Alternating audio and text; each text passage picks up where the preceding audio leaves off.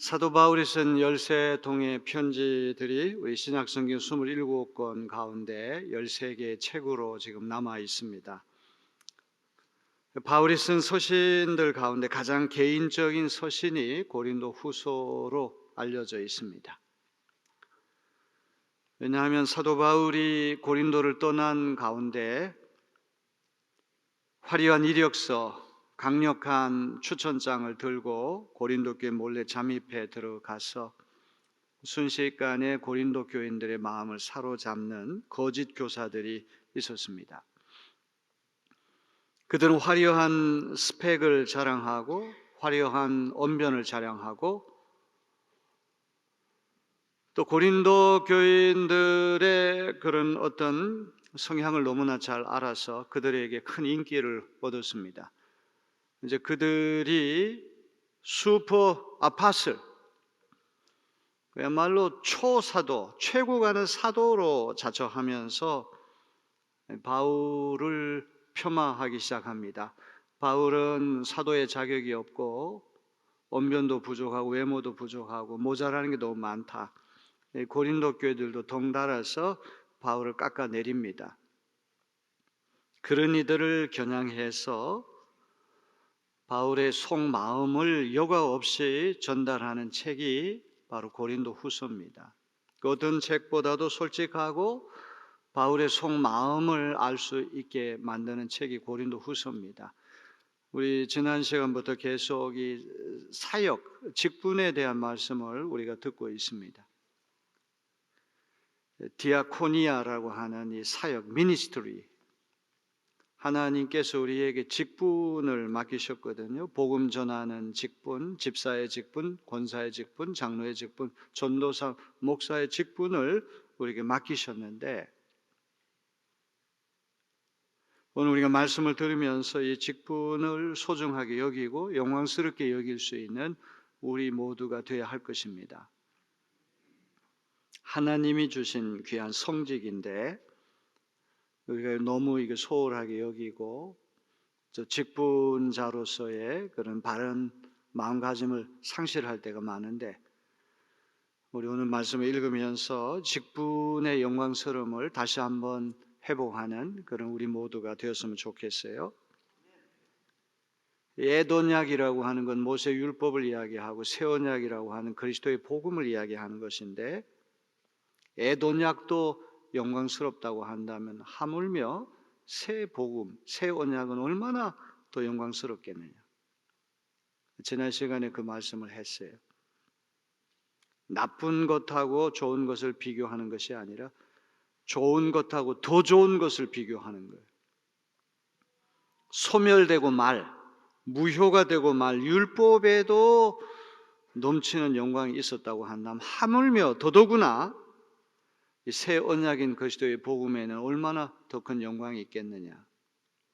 빛으로 말을 한다면 작은 방에 40와트짜리 전구가 방을 비추고 있을 때 참 좋다, 밝다, 빛난다 이런 생각을 했는데 영화 촬영할 때 엄청나게 센 조명기구가 갑자기 들어오면 그 40와트의 전관은 다 빛을 잃어버려요. 아무것도 아니게 되는 거예요. 하물며 태양 앞에 서면 우리가 자랑하는 어떤 전등도 그 앞에서는 다 빛을 잃게 된다는 말이죠.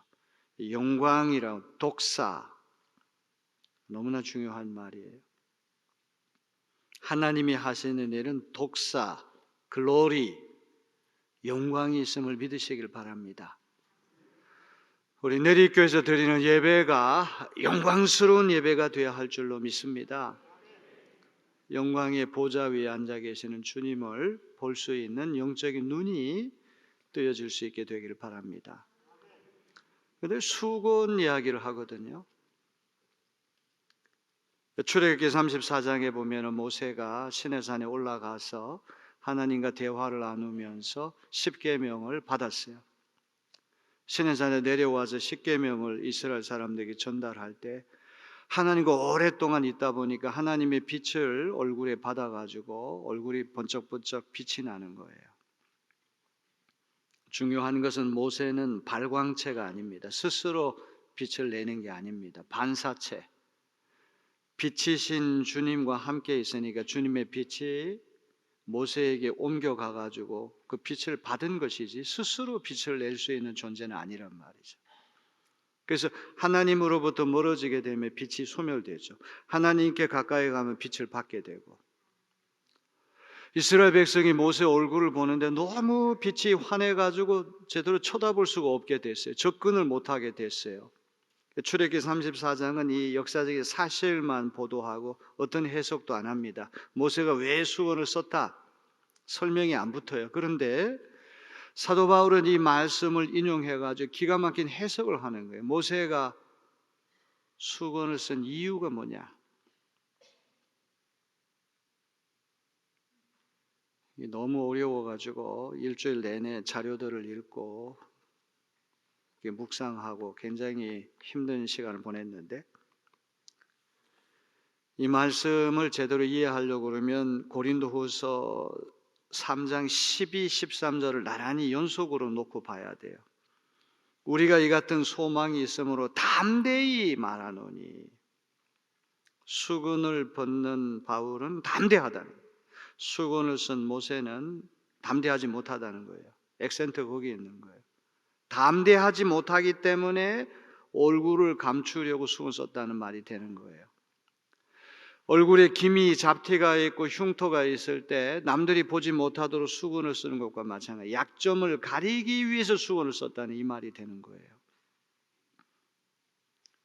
수건을 썼다고 하는 말은 빛이 점점 소멸된다는 얘기인데, 빛이 소멸된다는 것을 이스라엘 사람들이 보지 못하게 하려고 율법의 효력이라고 하는 것이 점점 사그라들기 때문에 그 소멸되는 율법의 그 유통기한, 시한부, 임시성, temporality, 이 임시적인 성격을 가진 율법을 이스라엘 백성들이 감추기 위해서 수건 썼다는 말이에요.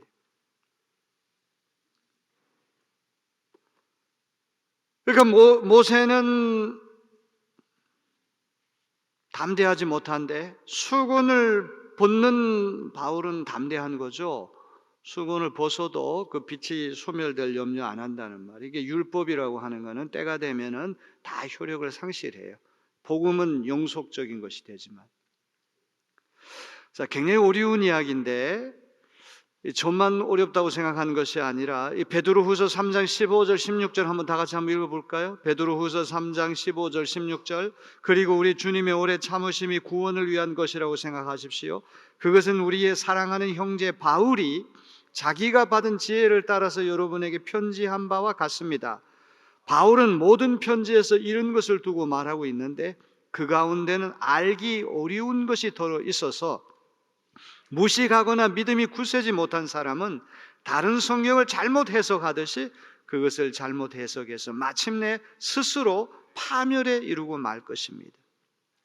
바울이 쓴 편지들 가운데 어려운 것이 더러 있어서 지혜가 부족하거나 믿음이 부족한 사람은 바울의 말씀을 잘못 해석해가지고 스스로 파멸에 이를 수 있다.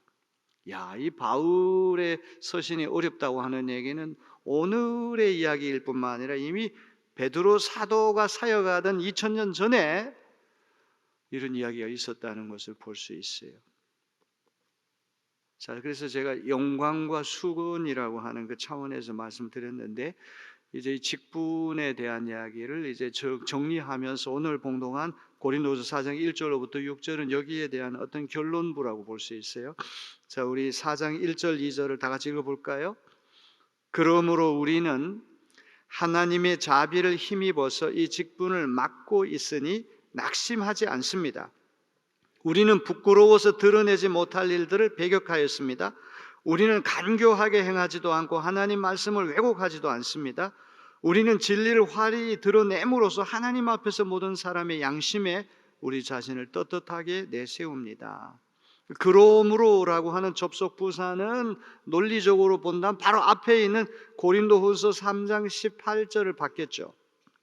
그러나 바로 앞에 있는 말씀과 연결될 뿐만 아니라 지금까지 직분에 대해서 말씀하는 그 모든 것에 대한 결론을 내리겠다고 하는 그런 뜻일 것입니다. 전체를 다 받는다고 보는 것이 더 좋을 거예요.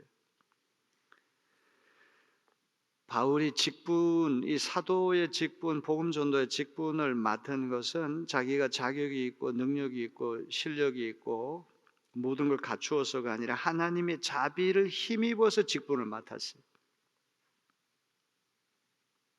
집사, 권사, 장로, 목사의 직분을 맡은 것은 누구도 자격이 있기 때문에 맡는 것이 아니라 하나님이 불쌍히 여기는 은혜 때문에 직분을 맡게 되는 줄로 믿습니다.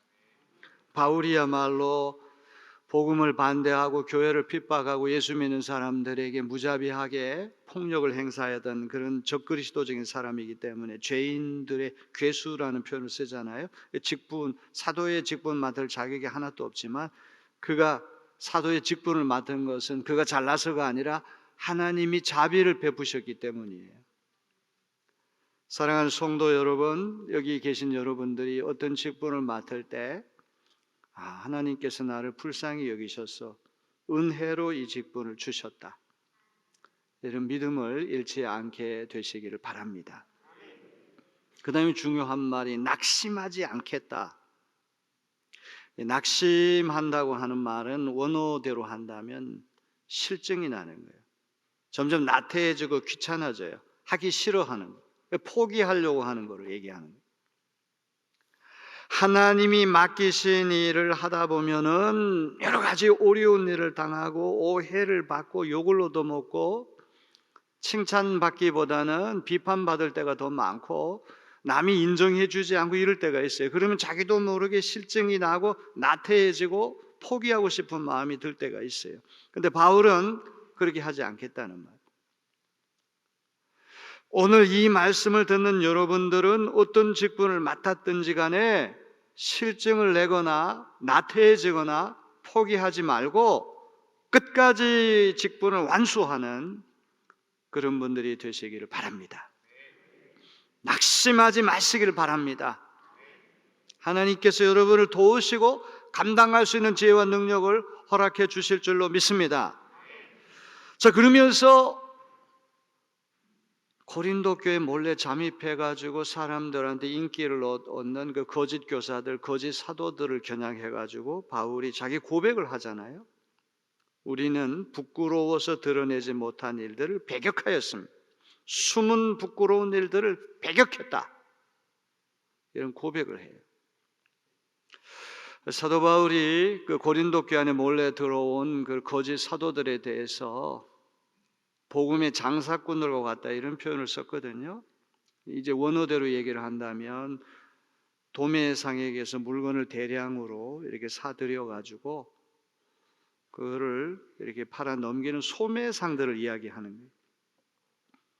고대의 철학자들이, 궤변 철학자들이 진리에는 관심이 없고 자기 지식을 상품화해 가지고 팔아서 이윤을 남기는 그런 철학자들이 있었어요. 진리에 관심 있는 게 아니죠. 돈벌이.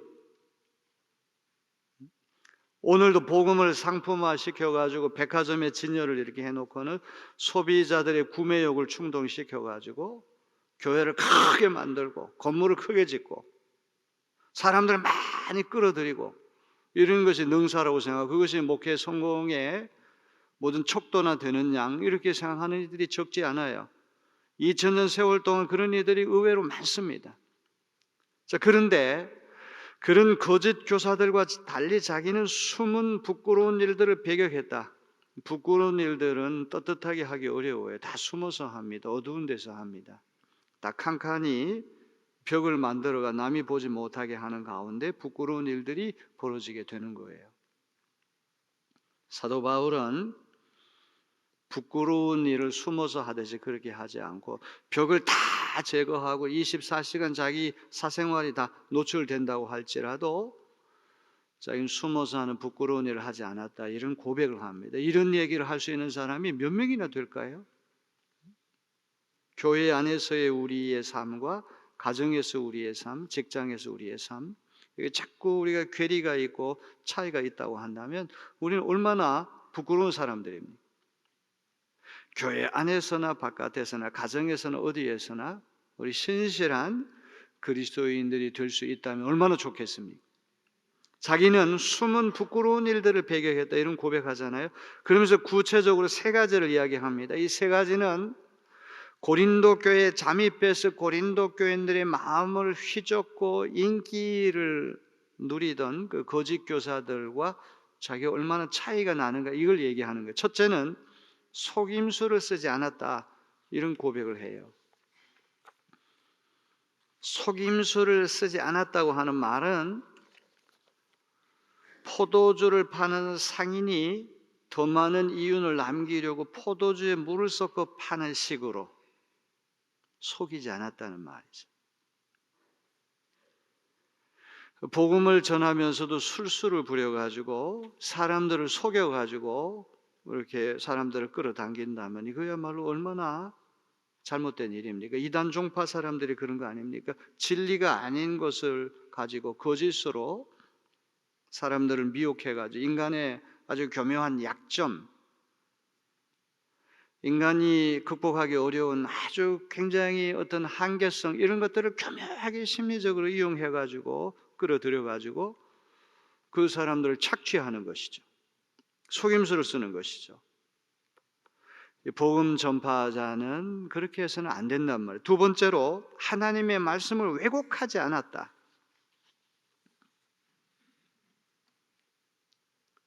왜곡하지 않았다고 하는 말은 자신의 이기적인 목적을 달성하려고 자기 영향력을 확대해가지고 사람들을 자기 밑으로 끌어들일 요량으로 하나님 말씀을 제멋대로 조작하는 일을 하지 않았다. 개역 개정대로 한다면 하나님 말씀 혼잡하게 하지 않았다는 말.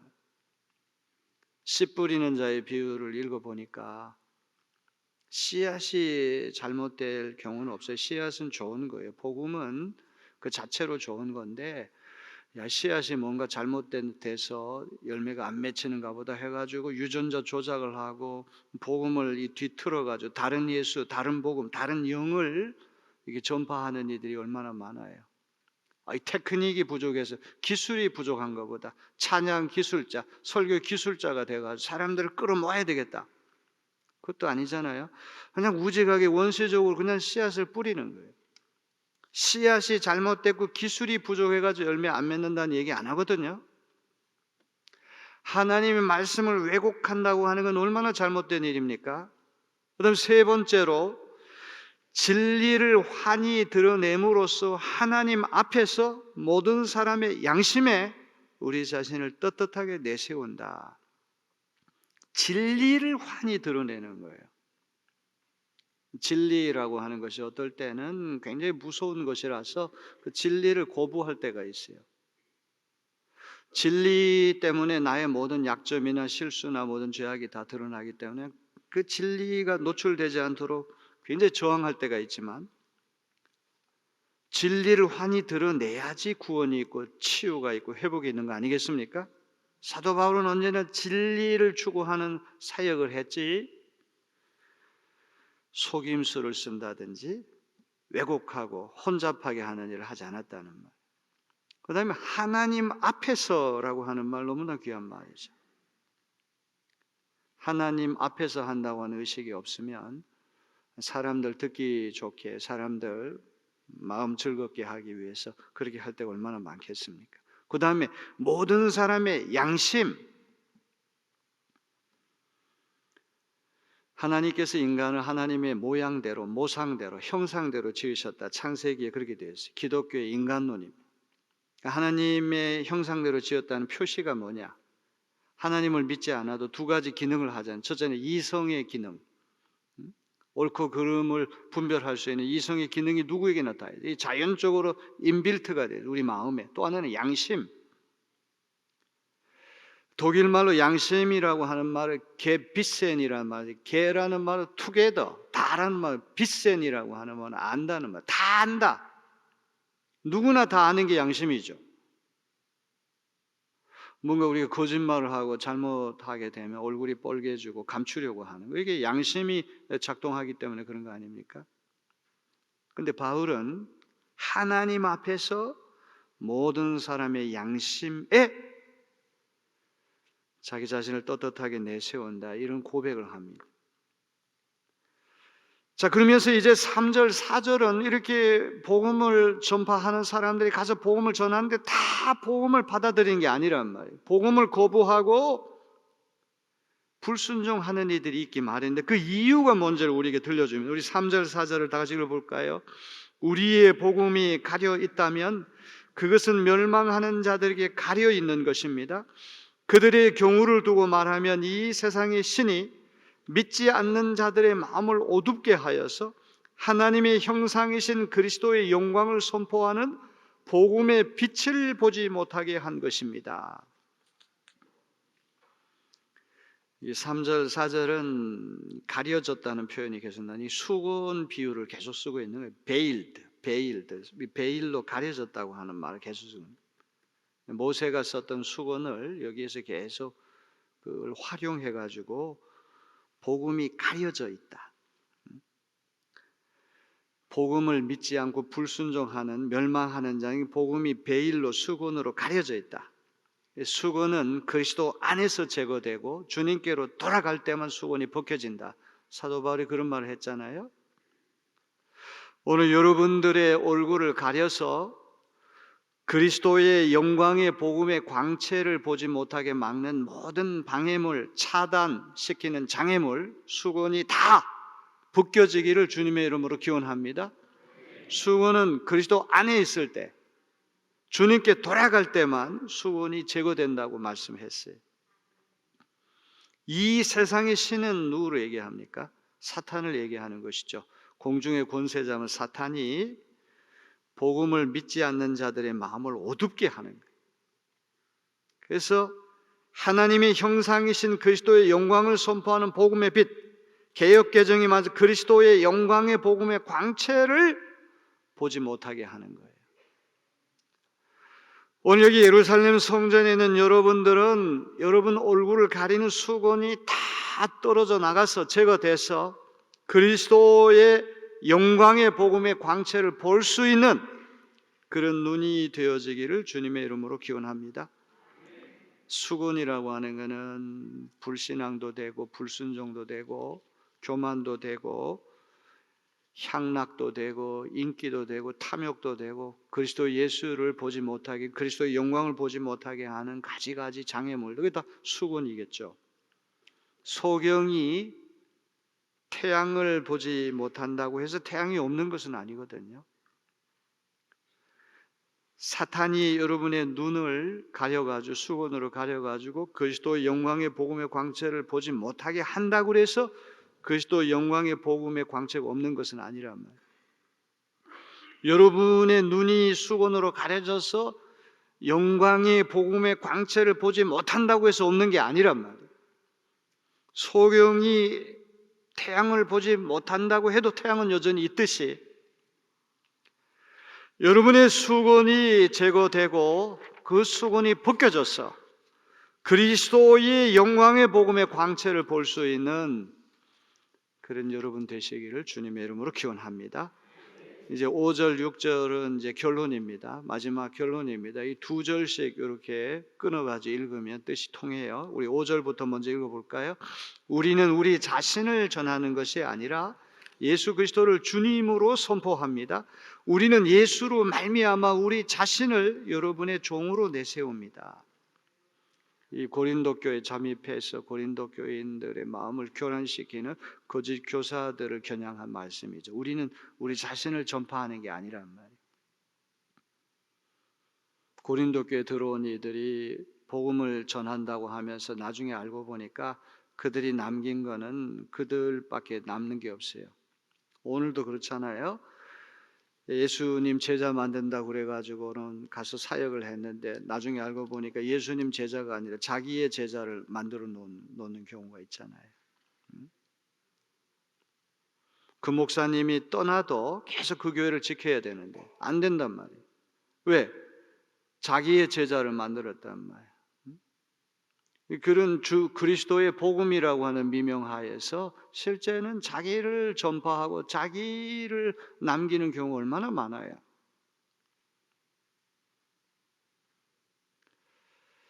참 외람된 말씀이지만 그 시비에서 성서학당을 하다 보니까 자꾸 조회수 가지고 사람 판단하는 거 아주 기분 나쁘더라고요. 저보다 어떤 사람은 뭐 3배, 4배, 뭐 10년, 15년을 하니까 광팬들이 형성이 돼가지고 그냥 영상에 뜨면 몇 분 안에 수천 명이 들어오는 거예요. 저는 10명, 20명 띄엄띄엄 들어오는. 야, 그래서 내가 부족해서 이런 거 아닌가? 이런 자격지심이 들고,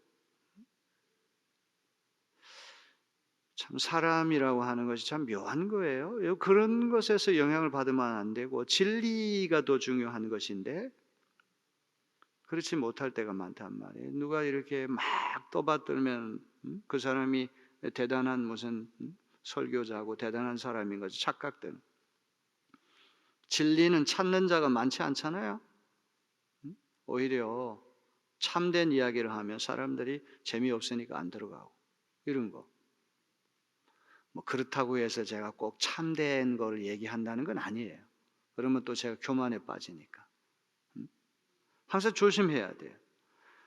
야, 이게 내 광팬들을 만들기 위해서 내가 하는 사역이 자기도 모르게 그렇게 자기는 아니라고 하지만 그 사람들이 자기를 자꾸 상품화시키고 자꾸 접속수 많으니까 이 우리 회사 살리는 이 사람이 간판 스타다 그래가지고 상품화시키고 자꾸 띄워주고 이렇게 해가지고 자꾸 확대 재생산되는 거.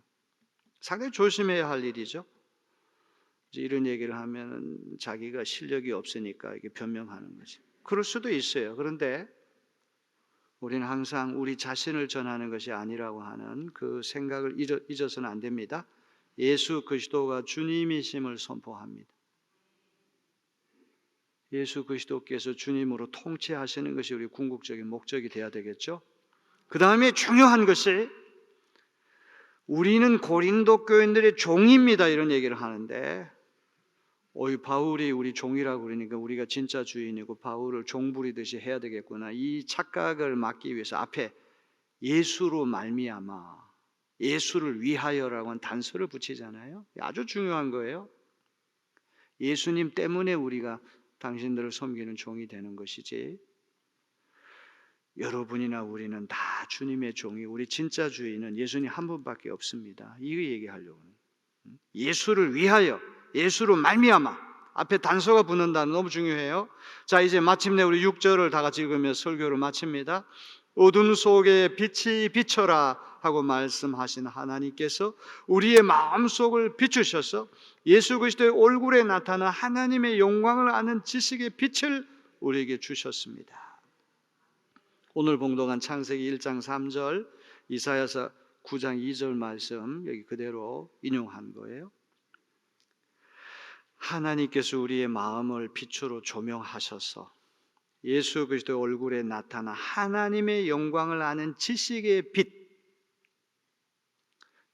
모세가 하나님 만나러 갈 때 수건 벗었잖아요. 그러니까 바울은 수건을 벗는다는 얘기가 모세는 자기 영광의 광채가 사라지는 것을 차단하기 위해서 자기 얼굴에 흉터가 있거나 기미 잡티가 있을 때 얼굴을 뭘로 가리듯이 자기의 약점을 가리듯이 이스라엘 백성은 보지 못하게 할 요량으로 그리하여 오랫동안 어떤 율법의 영광에 집착하도록 만들기 위해 수건을 썼는데 자기는 수건 따위는 다 벗어 던진다는 말은 수건 벗고 하나님께 나아갔던 모세처럼 하나님과 늘 이제 우리는 직접 통할 수 있는 길이 예수님 때문에 열렸다는 얘기 아닙니까?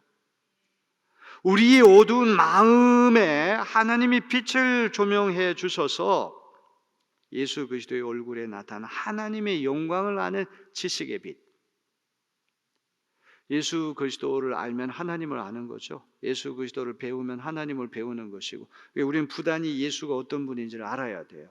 예수의 마음을 알아야 돼요. 그러면 하나님의 영광을 아는 지식의 빛이 우리에게 비춰지게 될 줄로 믿습니다. 2000년 전에 어떤 특수한 맥락에서 주신 말씀이기 때문에 이것을 다시 건너와 가지고 어떤 호환성, 우리 시대에도 여전히 유효한 어떤 연결고리를 찾아가지고 적용하는 건 참 어려운 일인데 하나님께서 계속 우리에게 도전하시는 것은 하나님이 우리에게 맡기신 직분을 소중하고 영광스럽게 여겨라. 영광이라고 하는 독사. 사실 이게 설교자가 설교하는 거 얼마나 영광스러운 일입니까? 강단에서 기도하는 거 얼마나 영광스러운 일입니까? 성경을 봉독하는 거 얼마나 영광스러운 일입니까? 말할 수 없는 영광의 빛으로 우리가 충만해 가지고 이런 사역을 한다면 우리 내리교회에서 예배하는 이 예배가 훨씬 더 영광스러운 자리가 될 줄로 믿습니다. 우리 성가대원들도 그냥 트로트 부르는 가수가 부르듯이 하는 게 아니라, 요새는 텔레비전 틀면은 트로트야 전부 다. 트로트 한일전이라는 게 또 있더구만. 조그만 애들까지 나와가지고 그냥 노래를 하고 그래요. 그게 아니라 하나님께 올려드리는 향기로운 찬양을 내가 부른다. 어떤 그런 영광스러운 직분자의 자세로 여러분 찬양을 한다면 여러분 얼굴이 번쩍번쩍 빛이 나가지고 우리 교인들이 쳐다볼 수 없을 정도가 될 거예요. 영광의 빛이. 아멘. 그렇게 되어지기를 주님의 이름으로 기원합니다. 야, 노래 잘한다 그게 아니라 은혜 받는 거, 하나님께 영광을 올려드리는 것은 찬양이 되었으면 좋겠어요. 아니, 우리의 모든 직분이 다 그와 같이 되어지기를 주님의 이름으로 축원합니다.